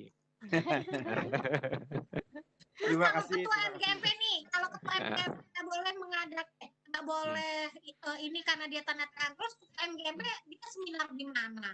Nanti MGMP-nya buat bentuk panitia ke seminarnya. Nanti tanda tangan ketua panitia seminar. Oh gitu. Oke. Iya, Iya, jelas kan? cakep. Makasih ya Pak Gusti ya. Ya, Oke. terima Silakan Bunda, itu banyak pertanyaan di chat. Iya, ini saya Febri. Mau pertanyaan lagi karena sudah 15 Iya, menit iya, iya. lagi. Nggak apa-apa, masih sanggup. Lewat. Ini aja deh.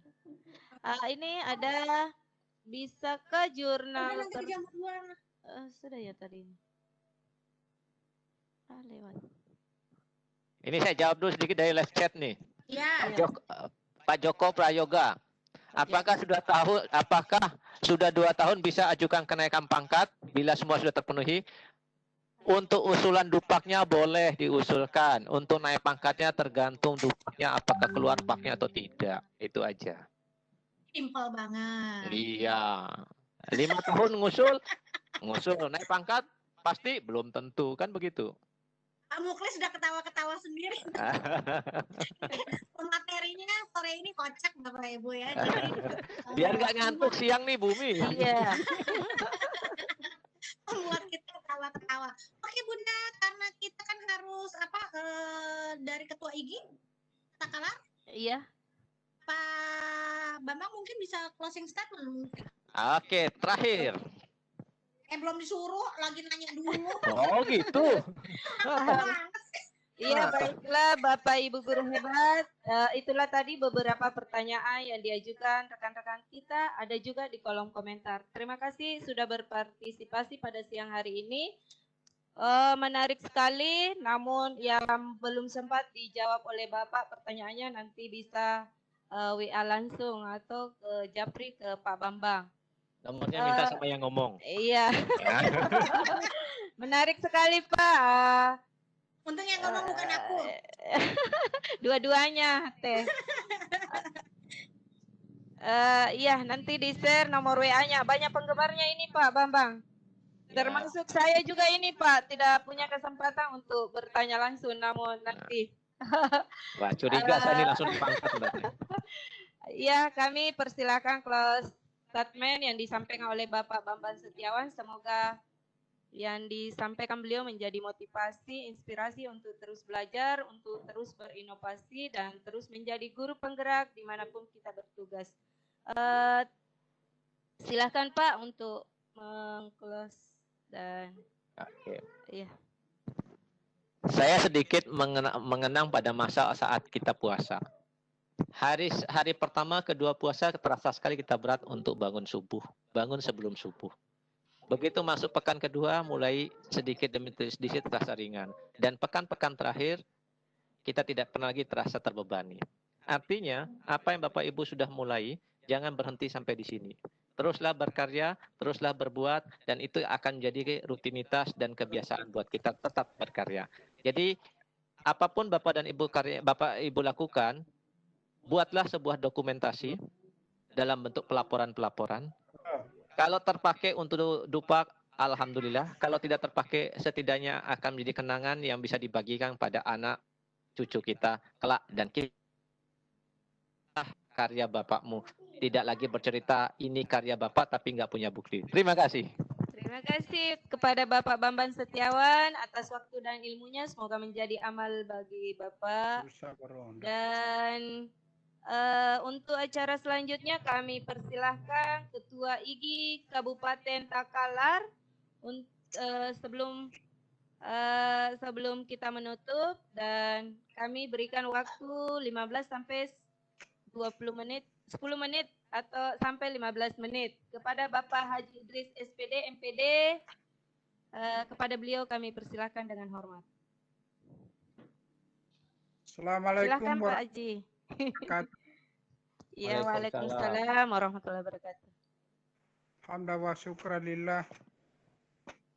Asyhadu an la ilaha illallah wa asyhadu anna Muhammadan abduhu wa rasuluh.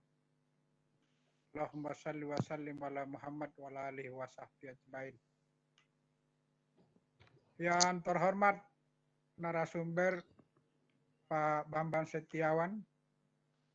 Terima kasih Pak atas pencerahannya. Saya juga terima kasih Pak atas undangannya. Mudah-mudahan teman-teman guru hebat di Indonesia ini karirnya bisa lebih baik. Amin. Seiring dengan baiknya kesejahteraannya. Kalau beliau-beliau memahami tentang cara mendesain proses kenaikan pangkat, insya Allah tidak terlalu banyak lagi bebannya untuk dia menunggak kenaikan pangkatnya. Selama ini banyak guru-guru kita, teman-teman guru, masih banyak yang tertunggak itu kenaikan pangkatnya. Bahkan tertunda lama itu. Ada satu kasus tadi sudah 10 tahun dan naik pangkat. Dan